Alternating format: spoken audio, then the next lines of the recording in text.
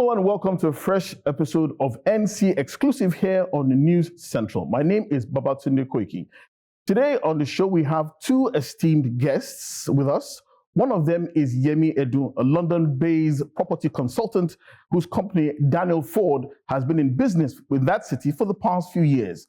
Daniel Ford has been involved in some of the biggest property transactions in London in the tune of over £500 million.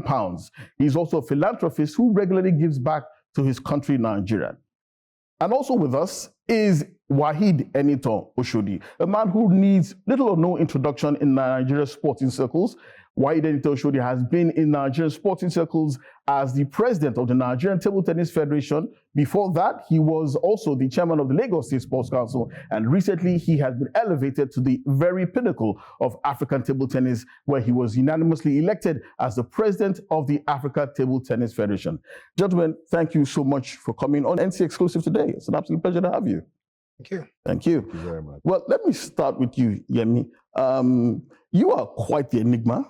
As a young Nigerian man, you've taken on the challenge of starting a business and thriving in one of the biggest property markets in the world, and you have made a niche for yourself. Actually, you've twice been named as one of the most influential Black people in the United Kingdom. How did you prepare yourself for that challenge? And what does it mean to you to be a Nigerian thriving in the biggest property market in the world? Thank you, Tunde. And thanks for having us. 5 times, actually, for the finalist. Well, it's, I would say, the background, Lagos, the energy, the competitiveness prepared me for the Premiership, because London is the Premiership. The Premier League of the property market. Absolutely. So, and you would agree with me that most Nigerians won't suffer a culture shock in London. No. You know, you already have an idea of what to expect. And chance, time, God, things opened up. The property market was deregulated as at the time I was bedding in. Then Nigeria as a country was coming out of its pariah status in the world. The civilian government took over in 1999. And with that, you had telecoms money, farmers, oil and gas, and 6 hours became not too far away, you know.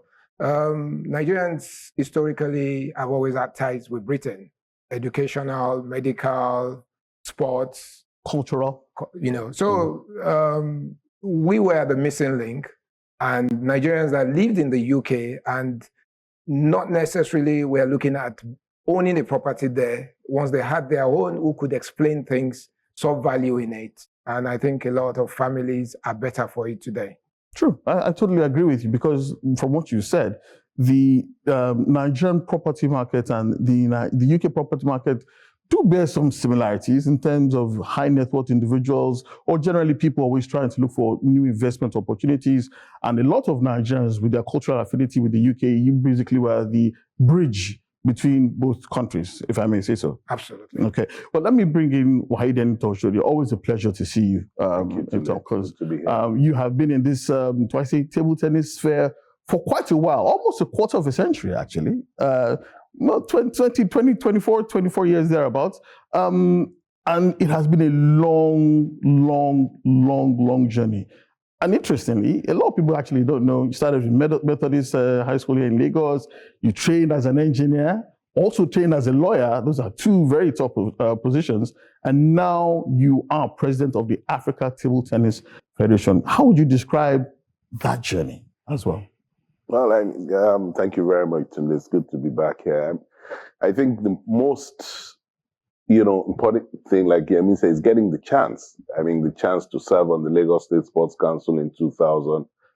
His Excellency, the current president, appointed us quite young, and gave us the chance to see what we could do.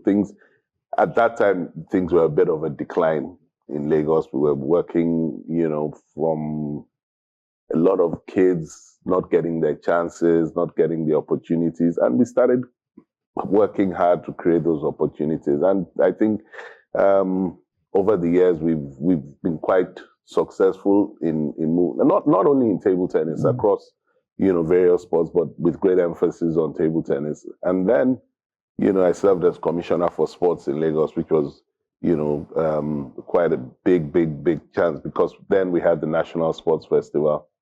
And ECO 2012 was, even if we say so, was quite a success.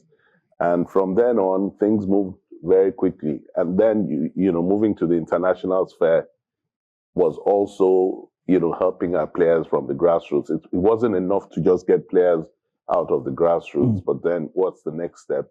And, there was a measure of success with Haruna Quadri, Gideon Motaya, and we kept on pushing, and we're still pushing anyway. I mean, there's still a lot of work to do in terms of sports in Nigeria, but I think we have the inside track on how we can make it better, but hopefully then we'll see much more difference in the coming years. Okay, we'll look forward to that, actually. But a lot of people who are watching are wondering, what ties a UK property magnate, a London property magnate, I beg your pardon, with the president of the Africa Table Tennis Federation? What ties them together? You want me to go, Yemi? No, I mean, Yemi's an old friend of mine. And I think he always seemed rather interested in what we were doing in sports. And then later on, he confessed that he was a big fan of sports generally. I mean, and then growing up in Surulere, which is, of course, the sports capital for Nigeria, really. And he lent us a few ideas on what we could do, to make things better. And moving on to, I think last year, we got talking, and he decided, look, these kids need some help. I'm going to put in, it's not only talk now, I'm going to put in some money, some ideas to see how we can help them. We gave birth to the first Daniel Ford International Invitational event last year. And his focus, like the focus of the Nigeria Table Tennis Federation, is really on the younger players. As you know, we had a golden generation with Toriola and Funke Oshonaike, great players. But then the next batch to come through, Haruna Quadri and a few others, not enough. So we need to increase the pool at the base. And this is what Yemi thought he could help with. And it was a great success last year. And I think we were still in the hall rounding up when he said, the second edition, you have to do this, we have to do that. And we're back here again for the second edition. But more importantly, during the year, he's done a few things to help, with the players. And, we must say a big thank you to him for the support, not only for what he's doing, because he's encouraging a lot more people who would not otherwise be involved with sports at the local level. And, they're starting to see the value in helping these kids get up the value chain of our sports. Yeah, let me come back to you. I get the impression that you are very, very passionate about young people. And because the Daniel Ford Elite Championships that you sponsor is strictly limited to an under 15 category and an under 19 category. Why this passion for young people? We were all young at a point in time. So growing up in Surulere, the stadium was just a walking distance away from home. And as little as the Eagles training, we'll be watching, So it gives you that connection. It keeps you busy. And even 30, 40 years later, we still have that nostalgia of those moments, And it's not just table tennis. We are probably the biggest supporters of chess in the country. Yeah, I was going to come to that. But today. And that our focus too is on the youth, on the young ones. Because if we catch them young, they're able to inspire a whole generation. We sit down here and talk about the Ashojuoba Cup. Yes. It's been running for over three decades. Who is going to take over from those players and those sponsors as well? Is that the plan for you? Is that so that the Daniel Ford Elite Championship should be the next Ashojuoba Cup? I pray that I will sit down here in 50 years and we'll be talking about today. It's still running. Okay. So hopefully without the walking stick anyway, but with or without. So look, this is a nation with talent. The chess girl lives in Yenogwa. Deborah Quickpen. Yeah, she lives in Yenogua. Matthew Kuti is from Ilorin. Ikorodu. Yeah. The girl is from Ilorin. Yes. You know, so this is, you know, I'm sorry to say, but table tennis is really a Lagos sport. You know, we all grow up playing with disused doors. Oh, trust me, table, dining tables, milk benches. Oh, we all did it. You know, so look, do we want to kill it? And it's a non-aggressive sport. It's a family sport. My dad's 92 years plus. He still handles a bat. Wow. He will still, you know, catch you unawares with his serve just to have one over you. So why shouldn't we encourage this? You know, at the point in time in Lagos, everywhere you go, my vision, which, you know, London, number 10, my office is like a hub. When Mr. Oshodi comes, we sit down. And we've been talking for years. I'm like, last year, let's just get this thing done. And people were surprised at the organization level. They were prepared because what they put together over a short period, you know, was very optically nice. And then people got talking, even from Edo State, people were calling me that we want to replicate this. And this is what we want, the discourse we're after. Just to add an interesting story, I'm sure you know this one, Anita. Segun Toriola, one of Nigeria's finest sporting legends, he once told me a story about how, I think he had 5 or 6 brothers, and his father was also a keen table tennis player. So the tournament in their house alone on Saturday, Sunday mornings was of the highest quality. And that was really what prepared him to go on to the national and international stage and make a mark for Nigeria. And now you're on the international stage. Now, president of the Africa Table Tennis Federation, unanimously elected, if I may say. Congratulations on that again. How do you get that? How does it feel getting, do I say, continental affirmation of your leadership? And what does that mean to you as a person? Well, you know, that actually, it is quite humbling when you realize that 54 countries come together and say, look, we think you can run this for the next 4 years. But it's the work we did from Lagos, from Nigeria, you know, a lot of good people. It's not only me, you know, like Yemi said, there's a brilliant team around table tennis, you know, and I'm not talking about the technical side, I'm talking about the organizational side, because that's important. Like I always tell people, table tennis is an enormous sport. Don't forget, it's the #1 sport in China. True. Which then makes it probably the biggest sport in the world. Unlike football, which we all love, which is fantastic, practically everybody has had a racket in their hand at some point in their life. A lot of women have played growing up, you know, with your brothers, with that. With football, you don't get that, of course, that much participation. So the problem with table tennis over the years has been, how does it transform from this recreational sport into a lucrative, innovative international sport? And that's the work we've been doing. You know, I've served with the ITTF as the Vice President for Governance, and we've looked at how we have to create ways of attracting money into the sport, because that's what keeps the players in the sport. If you have the option to play football or table tennis, we all know what you would take. True. So we have to make it such a sport that a career can be made out of it, a living can be made out of it. And those are the discussions Yemi and I used to have about how do we get these young players staying on in table tennis, making money out of it. And the only way we can do that is create events. You know, hence the advent of the WTT tour? The WTT coming to Nigeria. I mean, now it's 10 years now that we've been coming in different forms, the ITTF Challenge, now the WTT Contender, various African events. But then the focus has always been on the top players. So with Yemi now, with a couple of other tournaments we've had, Senator Abu, the focus is on the young players, because we need to, without any doubt, we need to create players for the next generation.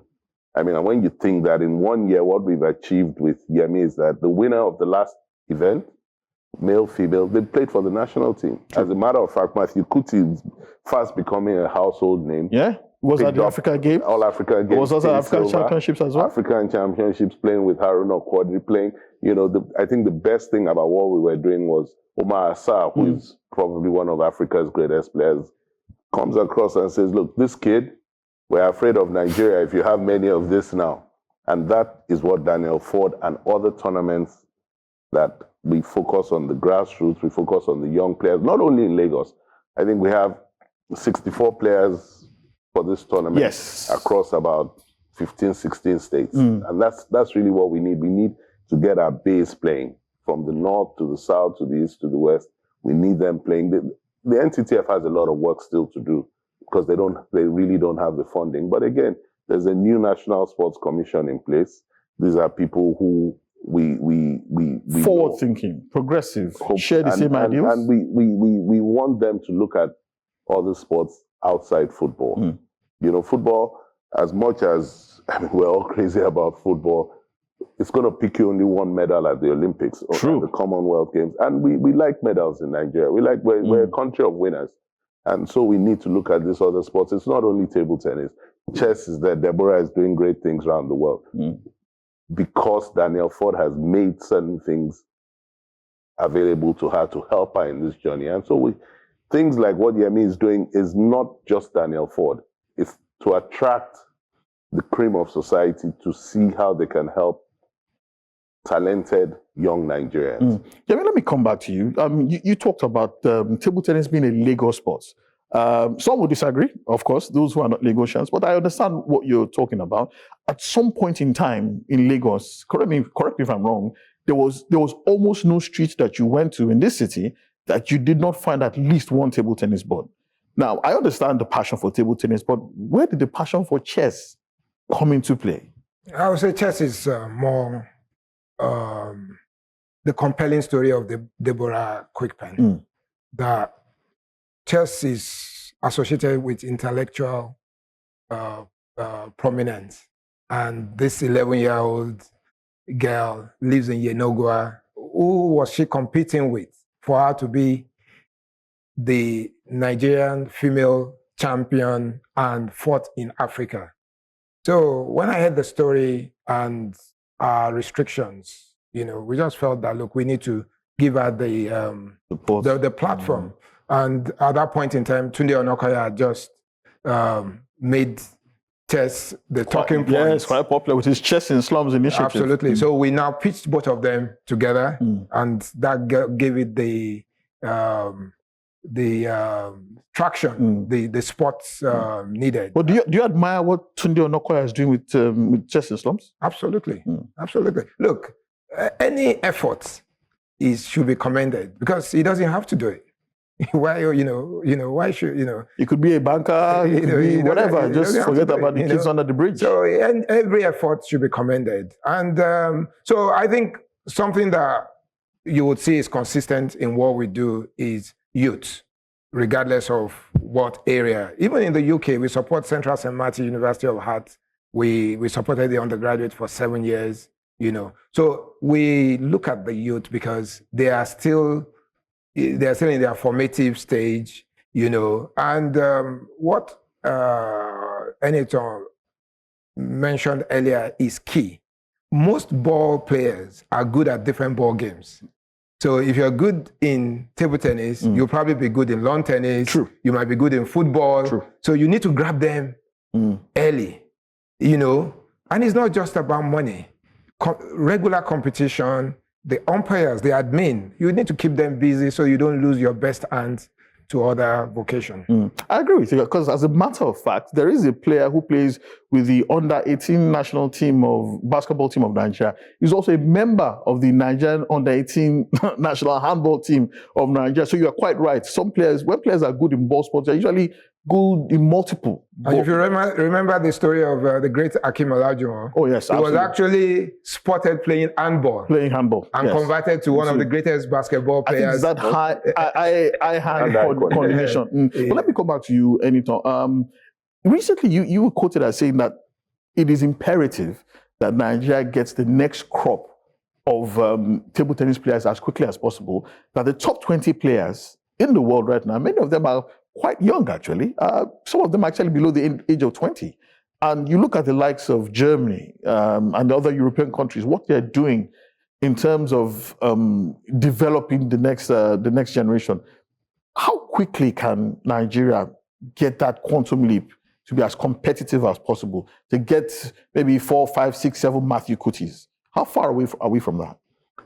I think the work the Federation has done over the last 4, 5, 6 years, we've managed to sort of stem that downslide. A lot of young boys are playing. We have, 30, 40 international standard young boys. With the female, it's a bit more difficult due to societal, problems, family issues. But why is that so? Well, because we still have these cultural issues with women playing sports in Nigeria. But it's not football, it's not combat sports, it's table tennis. And yes, that's, you get them going into school and then they don't have the time to train. Then some go and get married and then they just can't seem to get back into the game. We've been lucky with people like Funke Oshodi. I mean, Funke is a legend, a real legend. She had her kids. She came back, and very few players do that. But yet now we've got a good crop of much younger girls, and hopefully we can get the right.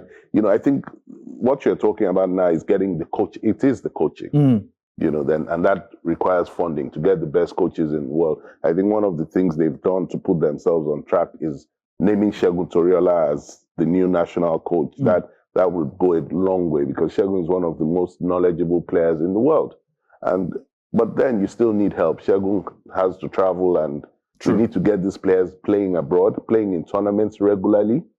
And that is where people, again, like I said, Yemi have come in to help. And they've been keen funding the... it's difficult to say everything they do. I can imagine. But right now, there's not much funding coming from... There wasn't much funding coming from the Ministry of Sports for table tennis, like many other sports. But now, the new DG of the Sports Commission, the chairman, Buki Olopade, there are people who understand. I think they understand the importance of all these sports doing well. And so if we can find the money, I always say we can find the funding, then, the sky is the limit for these young players.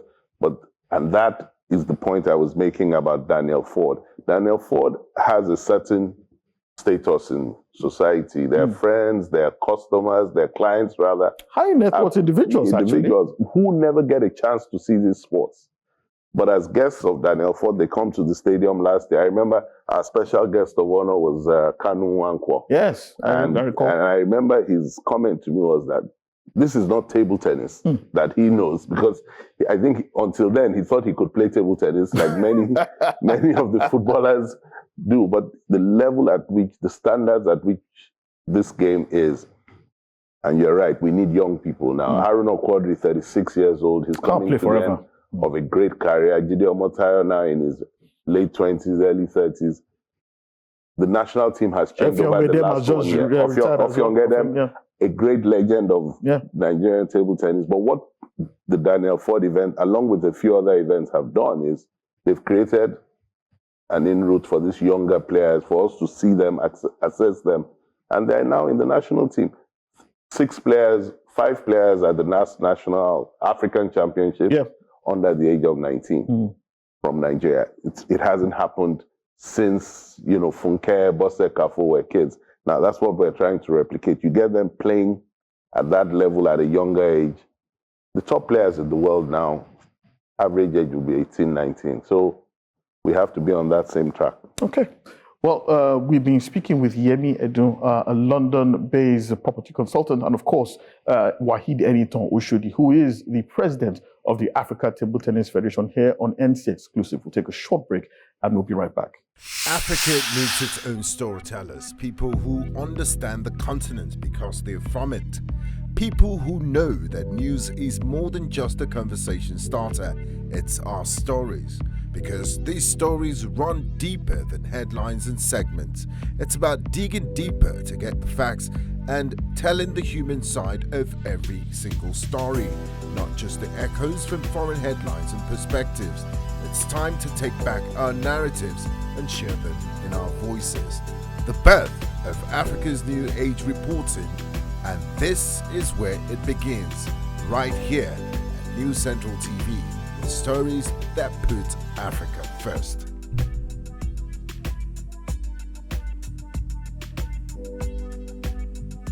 Thank you for staying tuned to NC Exclusive here on News Central Television. I still have my guest, Yemi Edun, a London-based property consultant, and Wahid Oshodi, the president of the Africa Table Tennis Federation. Gentlemen, it's been a very interesting conversation, but I have to come back to you, Yemi.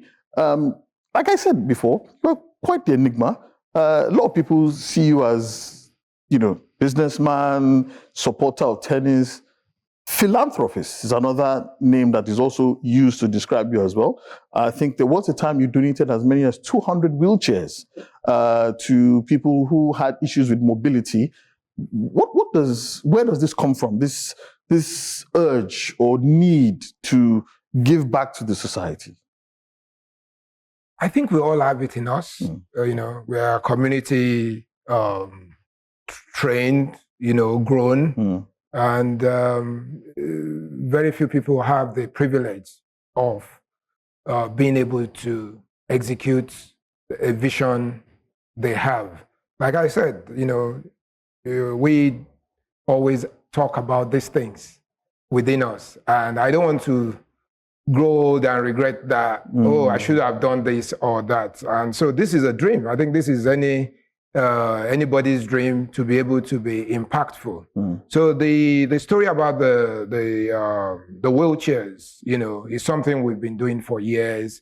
But I published a book on the Nigerian High Commission in the UK last year, and I promised that the proceeds would be deployed to that purpose. And I'm glad to say that this year we've done over 800 wheelchairs. Oh, that's wonderful. These are the most vulnerable in our society, and we should, support them. You also have a foundation, actually. ACE. Yeah. Tell us a bit more about that. Yeah. So the ACE is just it came about during the COVID crisis, and we just looked at it. That look, got some friends together. That look, let's set aside a sum every month, but the good work would be to Nigeria, because we support charities in the UK, but we have no control on where they reach out to. True. It could be Haiti today, it could be Beirut, but our people need the support as well. And we're trying to understand how these things work so that we can influence the high net worth people that you tend to meet when you are dealing with UK properties, because UK property is one of the most expensive singular asset class that anybody or most people would own in the world. Yeah, there's Singapore, there's Tokyo, but for some reason, I don't know why, everybody gravitates towards London. The Chinese, the Middle Easterns as well. Language, royalty, ease of doing business, understanding. London is a hub. True. Pretty much 6 hours almost everywhere you are. Even dressed as we are, you won't stand out in the streets of London. Obviously in summer, the way I'm dressed. So we should enjoy life and be thankful and reach out when we can. So that's it. So, but your Daniel Ford Table Tennis Championship, is it, do I say, a kind of interesting way to bring these high net worth individuals into the sport, like Edun mentioned? Was that part of the plan, or it just happened? No, we are doing our bit, and trust me, most things I'm involved in, people get interested in it. So tomorrow, a lot of people that would probably have never gone into a stadium in Nigeria will be there. And, one of the things we put together this year is we introduced a donate a board. Okay. So you can donate one or more boards to your alumni or to local schools around you. But the good thing about it is that it will be named after yourself or your foundation or to someone dear to you. And with this, the conversation gets going. Imagine if these students or these kids have more boards to play. My dream is to have the same way we have local football clubs. We used to have Tafa Balewa versus Bodupe Johnson then. True. Let us have the same local table tennis clubs. because it can only engender and harness better talents. I totally agree. I grew up in Ebutimenta in Lagos, and it was a hotbed of table tennis activity as well, into Yaba, into that axis as well. But coming back to you, Anton, recently, after your election as president of the Africa Table Tennis Federation, you also mentioned some key cardinal planks which your presidency will be basically based upon. You said youth development. Of course, the Dino Ford Elite Championship is part of that. You said increased revenue. Now, that has been one of the issues of sports development across Africa, not only limited to Nigeria. How do you plan to surmount this challenge? Another one thing you said is also professional organization as well, but the revenue, everybody's interested in money. You want to share those plans with us? How to increase funding? This is something like I said, was very key when I became president of the federation in Nigeria. You can't have the tournaments without money. You can't have the training camps without money. Everything, money revolves around, that's everything we do. And we've managed to bring in sponsors, different, from different spheres of society, but more importantly from the corporate world. That's what keeps it going. You can't be reliant on government forever.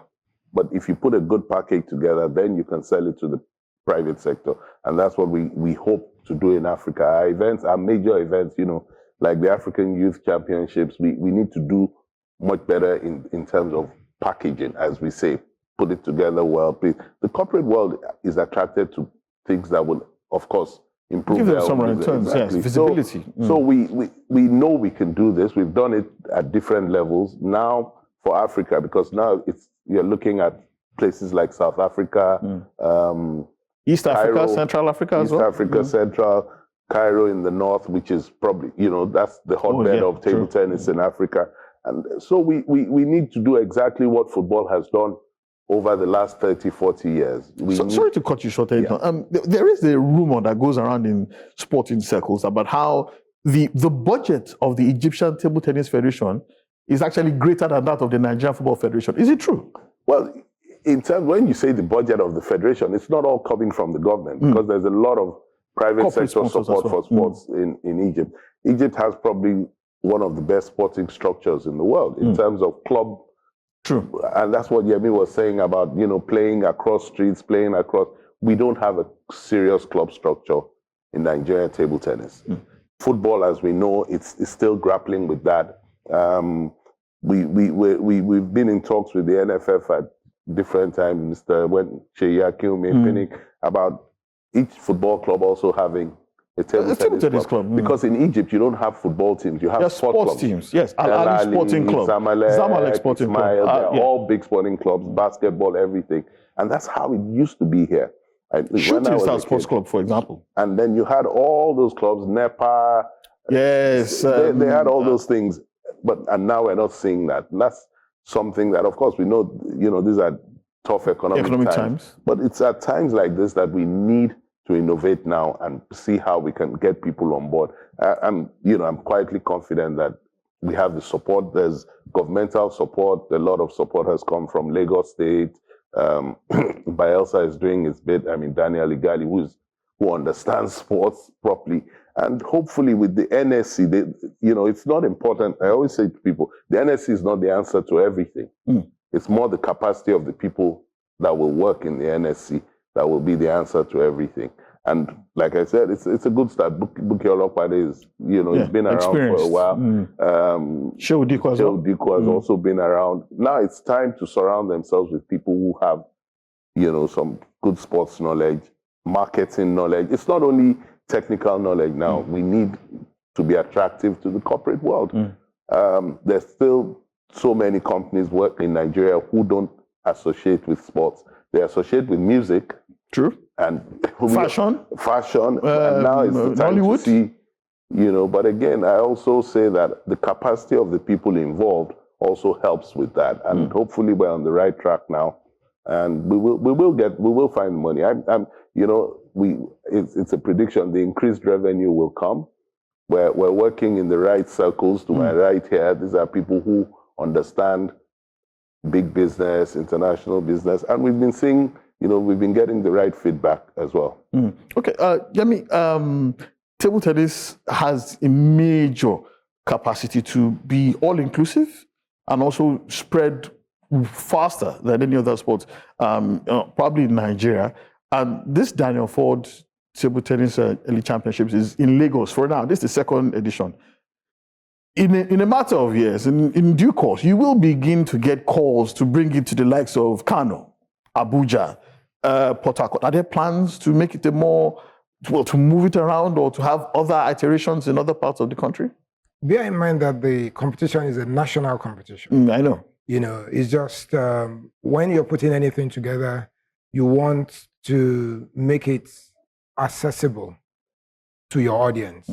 So we're in Lagos now, we are here, and we're still going to the venue today. A lot can be done for most of the associates that we want to bring in. Lagos is an easy hub for them. True. But as the years go by, we would always consider what is best for the sport.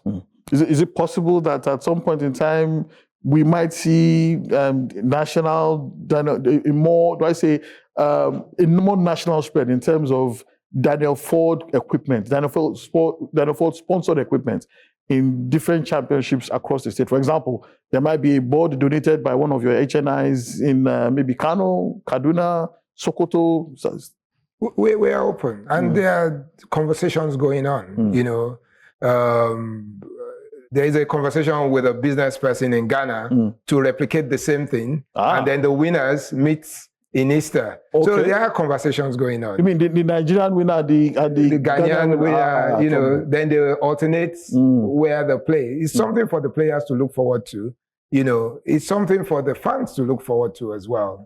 So anything that will create an excitement. I remember the year Ranchers Bees got to the Challenge Cup, maybe semi-final in Lagos. Was that 89 or so? No, 86 or 87. 86, yeah. Lagos had never seen something like that before because, a lot of northern fans that would not... Are you sure about that? There was another nation's big Challenge Cup final where there was Enugu Rangers and stationary stores at National Stadium as well. No, I'm talking of Ranchers Bees. Ranchers Bees of Kaduna. Kaduna, yeah. Enugu Rangers are traditional football. Oh, yeah, because they locked all the shops in the I'm talking of, a part of the country that we did not associate with football up till then. So Ranchers Bees came to Lagos and it was something else. When shooting stars come to Lagos, you expect that. When Rangers come or NMB, Bendel Insurance, you expect that. But that was the first time Ranchers Bees got to, I think, semi-final. And it was the demographic of the people that came into, because you connect with your own, So if a table tennis budding star comes up from Kano, maybe gets a wild card or is in the competition, why not take it to Kano? Because it's like homecoming. True. So we'll always do what's best for the optics of the sport. So the people of Kano can expect a Daniel Ford championships in Kano. Let them start by playing in schools, in the streets, corners, so that they can have someone. Look at it from this point of view. Whenever an English player plays in any league in the world, the English press gets interested. Absolutely. It could be Japan, it could be the US. The moment Beckham went to Italy or Madrid, or even the US, LA Galaxy, you can Oh, absolutely. So the moment, this is an inclusive sport, and just give it a go. Okay.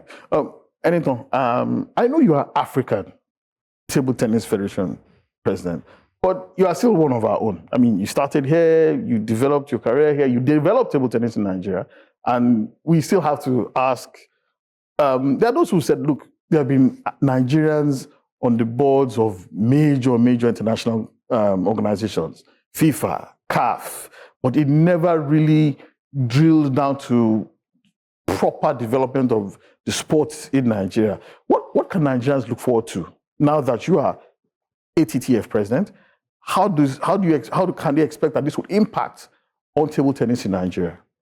Well, the advantages to serving at the highest level of any international sports organization is the fact that you are privy to certain things that could help. There's a lot of help out there in sports through the IOC, through the ATTF, through the ITTF, that many countries, member associations, don't tap into because of a lack of knowledge. They're not aware of it. They're not aware, and in many cases, maybe it would be a lot more work to get it, that help than they're willing to do. So that is what we will get a lot more of that. We will get a lot more of that help. We've built a young team round table tennis in Nigeria. A lot of them, I mean, it's people talk about being the president in Africa.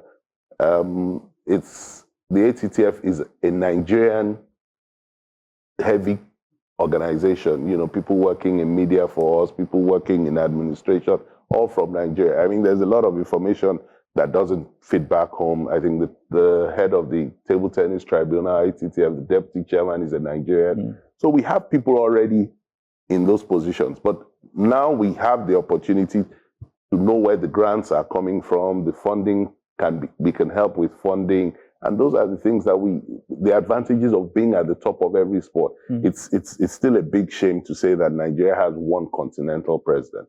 There are about 40, 50 sports Different sports, yes. Across. And Nigeria has only one continental president. It's really sad. So it tells our story of why we're not doing as well as we should be doing. But this is the opportunity for people now to say, okay, look, if Wahid can get there, I can get there in handball, I can get there in cricket, I can get there. Sorry, I think we had cricket a couple of years ago with Mr. Kwesi Sego. So now the opportunities are there firsthand. Of course, the priority is Africa. But of course, Nigeria is a very big country in Africa. True. So I think, we can always find ways to help their camps, their training camps, their opportunities with other continents, Asia. Yeah, because actually your ATTF actually recently signed the strategic quadrennial agreement with the ITT international body. How does this affect Africa and Nigeria? Most importantly, this agreement helps us with funding, especially development funding. Train the trainers, train the coaches, which is probably the thing we lack most in Nigeria. We don't have technical enough capacity. That technical capacity. Now there's a lot of funding that will come from the ITTF to Africa. So it's not just Nigeria. It's like running a training camp in Lagos will attract Ghana, Cote d'Ivoire. It's easy for them to get here.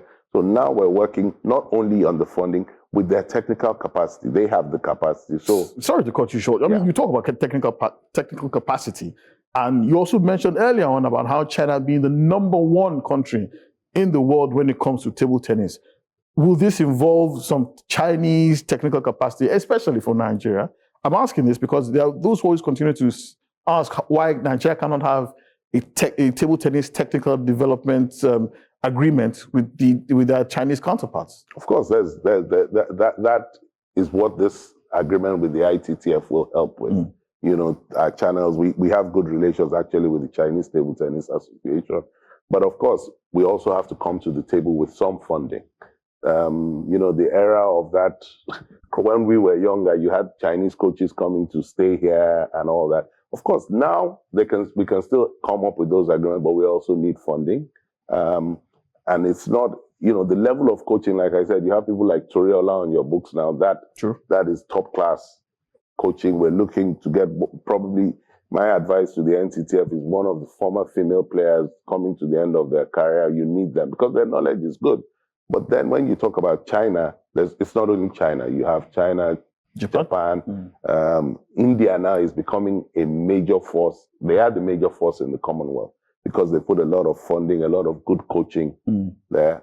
So when we have the World Table Tennis events now, we can look at bringing those coaches in to help to train our coaches. That's the most important thing. Our coaches are of a decent standard, good standard, but they need that extra knowledge that comes with being mentored by top class coaches. So we need, again, comes back to funding. Every time you go around, it ends up, you need money for travel, for logistics, to get your coaches outside. They can't only stay here. They need to go out and learn all across the world. So that's the funding we're looking to help with now. And speaking of funding, Yemi Edun has been doing quite a lot in terms of funding? I know you by nature, I get the impression that you never really like to blow your horn too much regarding what you've been doing for table tennis. But then it also mentioned something very key about how there are not a lot of Nigerians in executive positions for many of the sports bodies continentally. Would that interest you? Would maybe president of the Nigerian Table Tennis Federation? You do have the passion. You also have the capacity. Is this something you'd be willing to consider? No. Eniton is doing that, and he's in Africa. He has groomed enough people. Look, we must be realistic. You know, Eniton's trajectory started from someone giving him an opportunity at a young age. True. There are people that can bring in their passion, their energy in that field. You know, I think what we should focus on is to get more people interested. You know, so I'm sure there will be some key people that can do a lot better than I can in that regard. I think I'm just being polite. But before I let you go, you also said something very key recently about how you plan to make table tennis one of the top 3 sports on the African continent. Can you do it? Yes, easily. Easily? So, yes, because there's a big gap in Africa. You know, there's football. Yeah. And then athletics, basketball. The NBA is doing well, but it's still, again, at the top. It's not right at the bottom. Athletics, which is, you know, a great passion of mine as well. It's there. It's always there. It's one of the most exciting sports because it's a true sport. You run faster than me or you jump faster than me. There's no arguments about that. But with table tennis, like I said, it's that word that we use. It's an enormous sport because everybody has played. It's at some point in their life. Now we need name recognition. You know, in this talk we've had today, I think we've mentioned Matthew Kuti 4, 5, 6 times. True. Because he's a young genius on the table, and that for what we did in table tennis was to make Haruna Quadri the #1 sportsman in Nigeria, not the #1 table tennis player. You know, National Sports Awards a couple of times against football, and you have to respect that. If anybody is, you know, even our top footballers will tell you, when am I going to see this Haruna? They keep telling me he can play. And that's what we need. We need to give our players name recognition. The young players coming through. It's what we do in football. It's also part of what is lacking in football now. We don't know our players until they're playing abroad. You know, abroad. We need to go back to the old days when things worked. I had a conversation with Big Sheiks the other day about this. We all need to know who are these young stars coming up. What are they doing? How can we help them? What schools are they going to? Because that's another important thing that they study. So we might see Matthew Kuti billboard in Lagos anytime soon? Matthew Kuti billboards we're talking about in Tunis, in Cairo, in Kigali. Look, we have 6 players, I think 5, 6 young players at world-class youth level. And that, you know, you won't find that in many countries outside China, Japan. And these kids have no fear. People like Haruna have built that bridge for them now. They know they can do it. If Haruna can do it, why can't I do it? And, you know, also it helps that they see that there's money coming into the sport. Okay. Well, gentlemen, it's been an absolute pleasure having you on NC Exclusive. Yemi, Edun, it's been an honor listening to you about what your plans for Nigerian table tennis, and hopefully everything will come to fruition. Thank you so much for your time. And of course, Wahid Oshodi, president of the Africa Table Tennis Federation, making table tennis a top 3 sport in Africa. We will definitely be watching you and giving you the required support to make that happen as well. You've been watching NC Exclusive here on News Central. It's been an entertaining one with my 2 guests, Yemi Edun, London-based real estate consultant, and of course, Wahid Oshodi, who is the president of the Africa Table Tennis Federation. Thank you so much for your time. We'll catch you on the next one. Bye-bye.